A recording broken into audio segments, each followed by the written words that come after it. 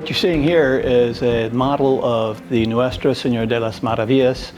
She was built in Spain by a very famous shipbuilder at the time whose name was Urdaneta. And it was built originally as a guard galleon around the Spanish coast and for the returning ships coming from the Americas. But the owners of the ship always wanted to put it into the Americas, of course, because it was a much more lucrative sort of a endeavor for them. She was a nearly 900-ton capacity vessel, 135 feet long.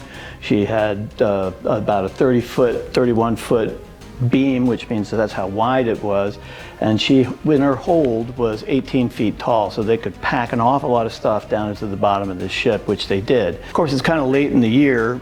They're not really that afraid of hurricanes, but they head up the Bahama Channel, and the Maravilla, which was supposed to be in the very rear of the fleet, somehow overtakes the lead vessel and finds herself in shallow water. She sends out a distress signal, which was a cannon shot for the fleet to turn.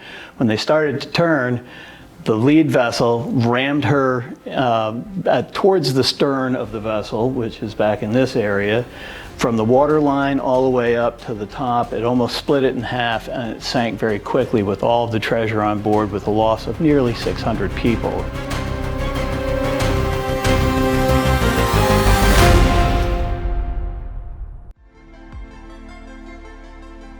So guys, we are just now 4 miles from our target. We're gonna get up close, we're gonna stop, and we're gonna try to maintain position directly over the target.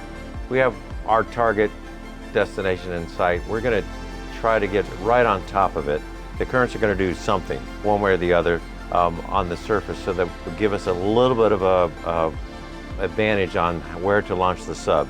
As our sub pilot has told us, once he gets down, sometimes 200, 300, 400 meters, the currents will change one way or the other. But our intentions are to get exactly right over the spot where we were given these numbers, so that we have the best chance of finding that target.